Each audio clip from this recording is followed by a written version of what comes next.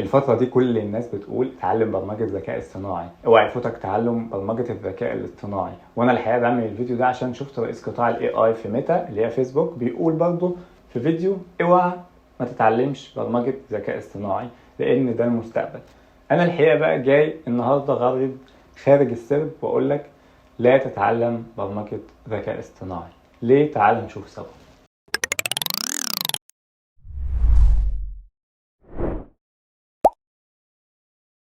بص، الفيديو ده مش سريع، احنا جايين ندردش سوا، فهل لو انت مستعجل انا انصحك ما تشوفش الفيديو، سيبه، ممكن تشوفه اي وقت تاني. لكن لو انت فاضي تعالى ندردش سوا في قعدة قهوة كده، اعمل كوباية القهوة او الشاي بتاعك وتعالى. مبدئيا الفيديو ده مش للمبرمجين، مش للناس اللي جوه المجال، بس انت برضه ممكن تشوفه. انا هقول لك رأيي الحيادي من شخص ليه في البرمجة كويس جدا وليه في البيزنس كويس جدا، ودي الحاجة المهمة. انا ليه ما بنصحش تتعلم ذكاء اصطناعي؟ مبدئيا انا ما اقصدش ما تتعلمش ذكاء اصطناعي، اتعلم تمام، ولكن اوعى تفتكر ان هو ده فعلا الحاجه اللي لو فاتتك فهو كل حاجه فاتتك. ليه بقى؟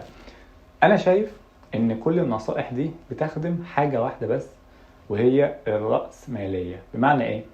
انت دلوقتي لما تتعلم برمجة ذكاء اصطناعي فده لما تعرف تشتغل بيه فهو هيجيب لك وظيفة اعلى شوية في الاجر من الوظيفة العادية.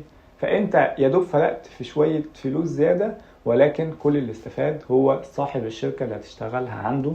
فبالتالي انت بتخدم صاحب الفلوس اللي انت رايح تشتغل عنده، وبالتالي انت بتخدم الرأسمالية مش بتخدم نفسك. انت اتعلمت وظيفة بمرتب اعلى شويه، هو ده التعلم الذكاء الاصطناعي هيوديك ليه. طيب في احتمال تاني انا عارف انه بيدور في دماغك دلوقتي، ان انت هتقول لي ما هو انا مش شرط لما اتعلم اشتغل عند حد، انا ممكن اعمل انا مشروع ذكاء اصطناعي جميل. وهو ده موضوع الفيديو يمكن اساسا. لو انت عاوز تعمل انت مشروع خاص بالاي اي قدامك احتمالين. اول احتمال ان انت هتروح تشتري كروت شاشه كتير جدا، جي بي يوز كتير جدا بالاف الدولارات، وبالتالي انت بالظبط عملت اللي هم عاوزينه. رحت لشركه زي انفيديا اللي بتبيع لاوبن اي اي صاحبه شات جي بي تي وغيرها، هتشتري منها كروت شاشه، وبالتالي انت برضو خدمت الرأسمالية. ما هي انفيديا هتحب تصدر لك ان انت تعمل ده عشان هي المستفيدة. لو في 1000 واحد هيعملوا مشروع ذكاء اصطناعي وواحد بس هينجح والباقي يفشلوا، لكن اللي كسب من كل ده انفيديا وغيرها من اللي بيعملوا كروت الشاشة. انا فاكر قوي كان في حاجة اسمها عصر الذهب او حاجة كده، يعني في فترة من السنين وقت ما كل الناس بدأوا يكتشفوا ان في ذهب في الارض، وفي شركات كتير جدا راحت تنقب عن الذهب ده. لكن الحقيقة مشهور حاجة قوي مثل في انجلترا وامريكا، انا مش فاكره بالانجليزي هبقى اكتبه لكم، بس فيما معناه ان اكتر حد استفاد من ثورة الذهب مش اللي بينقبوا عن الذهب، اللي بيبيعوا الادوات بتاعة التنقيب عن الذهب، لان دول مش هيخسروا. هو ده اللي هيبيع للي هينجح وللي هيفشل، واللي هيفشل اكتر بكتير من اللي هينجح. فاول احتمال في انك تعمل اي اي بنفسك لنفسك هو في الغالب بيفيد 99% الاي اي الشركات يعني اللي بتخدم عليه زي انفيديا، 1% ممكن خلينا نقول ان في احتمال برضه ان انت تنجح. طيب في بقى احتمال ثالث، ان انت هترد عليا وتقول لي بس انا ممكن ما ادربش نموذج ذكاء اصطناعي واجيب نموذج متدرب جاهز ادفع له زي شات جي بي تي او جيميناي. ما هو ده بالظبط بقى اللي العالم عاوز ياخدنا ليه، زي رئيس قطاع الذكاء الاصطناعي في ميتا كده. هم دلوقتي بيصرفوا وعاوزين فلوس. لو قدر يوصل كل الناس اللي شغالين ان هم يروحوا يعملوا منهم اي اي وتدفع لهم اي بي اي، للي مش فاهم انت ممكن تاخد من شات جي بي تي كأن شات جي بي تي بتاعك وبتحاسبه بالاي بي ايز اللي هتطلب منك من المستخدمين. وبالتالي مثلا لو انا مستخدم في الموقع بتاعك ايا كان الاداة بتاعت الذكاء الاصطناعي بتاعك بتقدم ايه، كل الاستخدامات انا بستخدمها النموذج بتاعك بيكلم شات جي بي تي مثلا، شات جي بي تي يرد عليك، انت ترد عليه، وبتدي فلوس لشات جي بي تي على استخدامك ده باختصار خالص لو انت مالكش في البرمجه. تمام؟ فانت دلوقتي لما تعمل ده انت برضو ده اكتر اصلا نموذج بتفيد فيه الذكاء الاصطناعي، بتفيدهم، بتفيد الرأسمالية. انت عمال تدي فلوس لشات جي بي تي وغيره وغيره وغيره، هم يكبروا، هم يزودوا فلوسهم. فالحقيقه الموجة دي بالذات انا شايف كل المطالبات بتاعت الناس ان هي ما تفوتكش.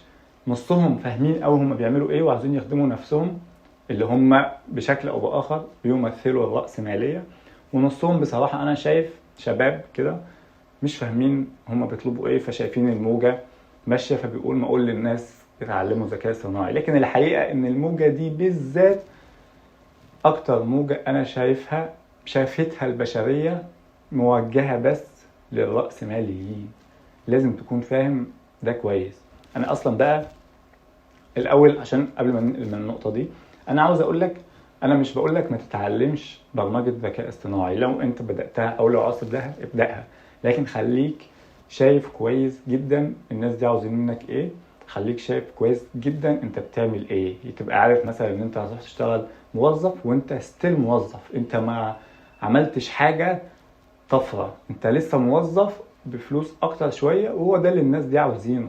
لكن هم بقى بيعملوا فلوس كتير جدا. انا عندي رأي بقى ان ال3-5 سنين الجايين هم مش سنين تعلم برمجة ذكاء اصطناعي، هم سنين تعلم استخدام الذكاء الاصطناعي. يعني ايه؟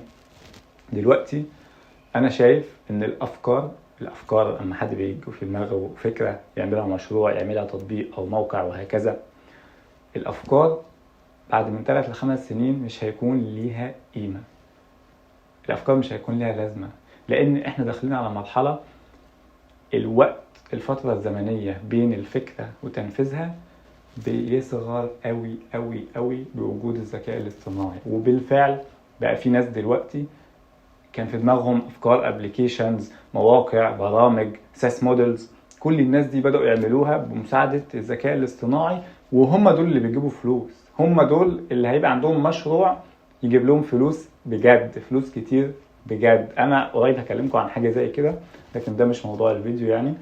فعاوزك تفهم كويس ان انت لو في دماغك فكرة كانت في دماغك في اي وقت، فاحسن وقت ممكن تنفذها فيه هو الفترة الزمنية اللي احنا فيها دي، واخطر وقت برضه، لان انت لو ما عملتش ده في الغالب في احتمال حتى لو كان صغير دلوقتي هي كبير وبيكبر كل يوم عن التاني، ان حد غيرك هيعملها لانه بقى عنده حاجة بتساعده جدا. والفكرة لو اتنفذت هتجيب لك فلوس ونجحت طبعا. احنا خلينا نقول ان في فرصة فشل في اي مشروع، سواء بقى انت رايح تعمل اي او غير اي، تمام؟ لو نجحت فهي هتجيب لك فلوس اكتر بكتير جدا من تعلم الذكاء الاصطناعي اللي انت رايح تعمله. انت تستغل الذكاء الاصطناعي، مش هتتعلمه عشان ناس تانيين يستغلوك انت وغيرك ويكسبوا هم. فالافكار ما بقاش هيكون لها قيمة، القيمة بجد هتكون في اللي هيجري ينفذ ويستغل الذكاء الاصطناعي في الطريق بتاعه ده. يعني انا بفكر مثلا زمان بيل جيتس كان بيقول انه قعد سنين يتعلم برمجة، وان دي اكتر حاجة فرقت في حياته ووصلته اللي هو فيه. زمان الطفرات اللي كانت بتحصل في التكنولوجيا وفي العلم كانت سهلة على اي حد. يعني انت كنت ممكن تروح تشتري دومين وهوست وتعمل الموقع بتاعك بشوية فلوس، طبعا هم ستيل فلوس، ولكنها بالنسبة لانك دلوقتي تعمل انت نموذج اي تدربه بقت فكة.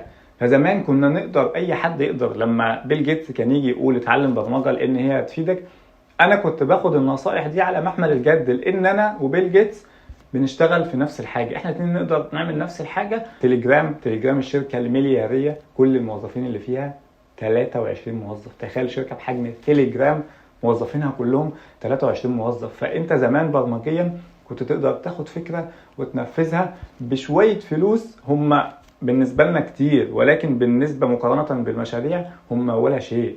دلوقتي بقى احنا اساسا داخلين قطاع الذكاء الاصطناعي، اقل مشروع كامل، وعلم على كلمة كامل، اقل مشروع كامل فيه هيكلف آلاف، ممكن نوصل لملايين الدولارات.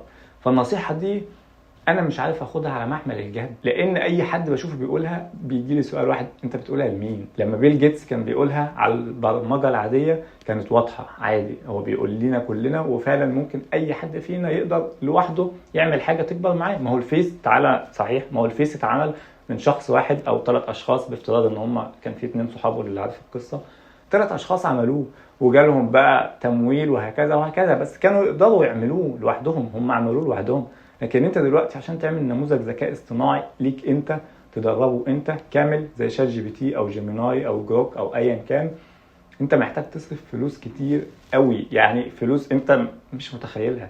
فالحقيقة النصيحة دي انا شايفها مزيفة جدا، وفعلا بتخدم الفئة دي بس لان في وظائف كتير في البرمجه نفسها، مش هوديك بعيد، الراتب بتاعها عالي جدا.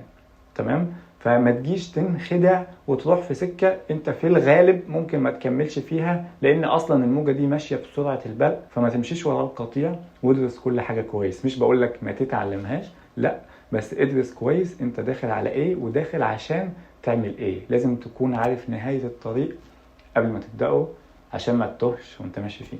بس كده.